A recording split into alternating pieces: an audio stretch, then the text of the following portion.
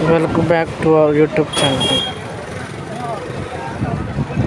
Like, share, and comment to our channel, and please support us.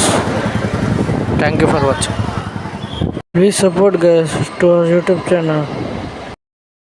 ముఖ్యమంత్రి చంద్రబాబు నాయుడు గారు ఆ రోజు ఏదైతే ఆ రోజున పరిపాలన చేశాడో జగన్మోహన్ రెడ్డి ఆ రోజు ముఖ్యమంత్రిగా పనిచేశాడు. జగన్మోహన్ రెడ్డి పరిపాలన ముఖ్యమంత్రిగా ఆయన పనిచేశాడు. అదేవిధంగా చాలా మందికి శ్రీకాకుళం నుంచి మంత్రులు ఇచ్చారు. అక్కడేమో చూస్తే విశాఖపట్నం నుంచి మన కాకినాడ వరకు చూసుకున్నట్టయితే ఆ మధ్యకాలంలో శ్రీకాకుళం కానీ విజయనగరం కానీ విశాఖపట్నం కానీ మంత్రులు ఇచ్చారు. పేరుకి విజయసాయిరెడ్డికి పెత్తనం ఇచ్చారు. అక్కడ అదేవిధంగా ఈస్ట్ గోదావరి తీసుకుందాం మనం.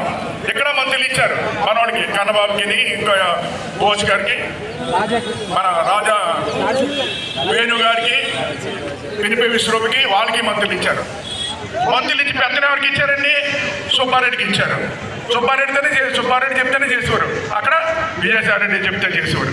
అలాగే మనకి కృష్ణా జిల్లా, గుంటూరు జిల్లా అయితే సజ్జల రామకృష్ణారెడ్డి చెప్తే చేసేవారు.